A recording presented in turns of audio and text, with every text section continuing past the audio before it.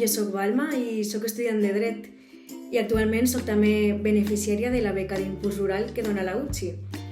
La beca d'impuls rural és la que te permetís fer les teues pràctiques de final de grau en un entorn rural. I concretament jo les he fet en l'Ajuntament d'Atzeneta i la veritat és que ha sigut una experiència molt bona, perquè tant Pepe, que va ser el meu supervisor de pràctiques, com tota la gent que treballa allí, me van acollir des del primer moment molt bé. I també m'han ajudat en tot el que m'ha fet falta. O sigui que anime a qualsevol que s'estiga plantejant fer unes pràctiques d'aquest tipus que demani la beca, perquè la veritat és que val molt la pena. I a més, en el meu cas, al treballar en un ajuntament molt xicotet, les competències estan molt menys delimitades que potser en un ajuntament gran. Entonces també tot el que aprens no té preu.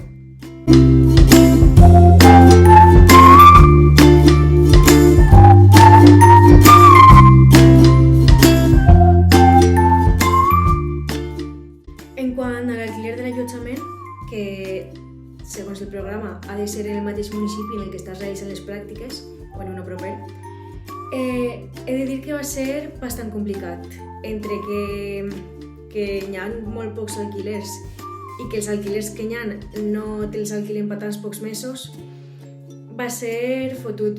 Però finalment vam aconseguir que una dona que no alquilava la casa sinó que estava en venda me va fer el favor d'alquilar-me per estos 2 mesos i mig. Però bueno, supose que tot és buscar un temps.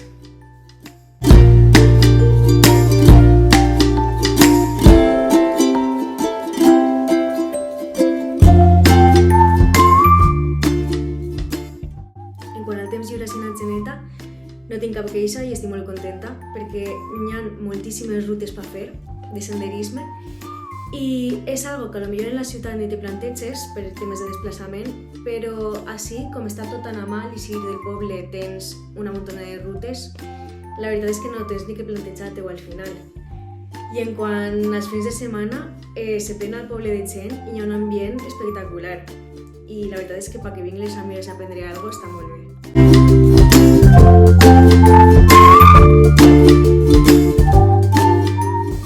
I bueno, ja per acabar una qüestió fundamental que seria la del futur laboral, me pareix que aquestes pràctiques són una molt bona oportunitat si el que estàs pensant és en dirigir el teu futur a treballar en una administració pública.